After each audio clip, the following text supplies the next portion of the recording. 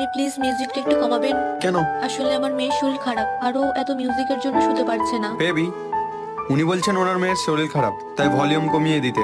Madam, পার্টিতে না music লাউডই চলে। আই থিঙ্ক আমার কাছে একটা সলিউশন আছে। জাস্ট ওয়েট, আমি এখনই আসছি। এই নিন একটা ছোট্ট গিফট আপনার মেয়ের জন্য। আর নেক্সট টাইম আমাদেরকে ডিস্টার্ব করতে আসবেন না। একবার বললাম না আমি। আঙ্কেল, তোমরা একটু মিউজিকটা কমাবে? আমি ঘুমাতে পারছি না। সোনা, তুই বাইরে কেন এলি? আমি কখন থেকে খুঁজছি তোকে। আই এম রিয়েলি সরি, আমি বুঝতে পারিনি যে আপনার মেয়ের শরীরের অবস্থা এতটা সিরিয়াস।